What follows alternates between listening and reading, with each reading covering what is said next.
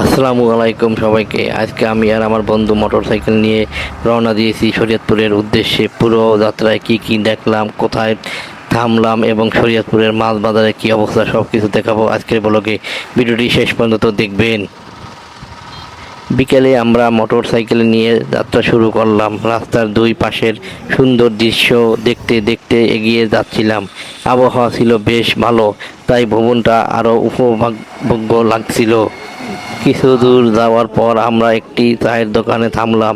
দীর্ঘ পথের ক্লান্তি দূর করতে এক কাপ গরম চা খেলাম। চায়ের স্বাদ বেশ ভালোই ছিল। কিছুক্ষণ বিশ্রাম নিয়ে আবার রওনা দিলাম। কিছু দূর যাওয়ার পরে পথে আমরা আঙ্গারিয়া ব্রিজ পার হলাম। ব্রিজের আশেপাশের দৃশ্য ছিল বেশ সুন্দর। সেখানে গিয়ে দেখতে পেলাম অনেক দোকান চটপটি ও ফুচকা বিক্রি হচ্ছে। আমরা ভাবলাম কিছু খাওয়া যাক, এই তাই বেলপুরি খেলাম। বেলপুরির স্বাদ মোটামুটি ভালোই ছিল না।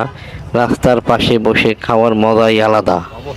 সেখানে আমরা দুই বন্ধু অনেক আড্ডা দিলাম, অনেক দুষ্টামি করলাম। তারপরে আমরা শরীয়তপুরের উদ্দেশ্যে রওনা দিলাম। এখানে অনেক ধরনের লোকজন আসে তার পরিবার নিয়ে ঘোরার জন্য। এখানে আপনাদের আসলে অনেক ভালো লাগবে, মন ভালোর মতন জায়গা। এখানে পরিবার নিয়ে পরিজন নিয়ে ঘুরতে আসতে পারেন।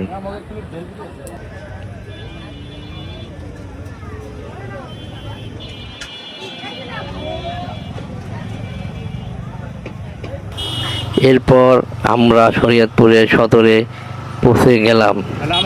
শহরের পরিবেশটা ঘুরে দেখলাম, মানুষের ব্যস্ততা আর বিভিন্ন দোকানপাট দেখে ভালোই লাগছিল।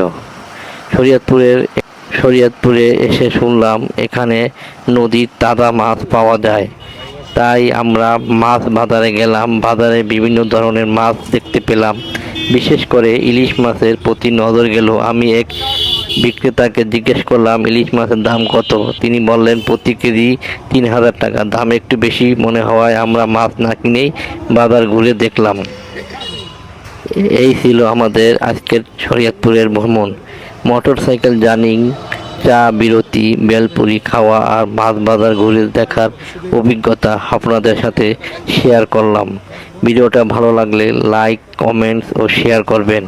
আর নতুন নতুন ব্লগ দেখতে চ্যানেলটিকে সাবস্ক্রাইব করতে ভুলবেন না। আল্লাহ হাফেজ।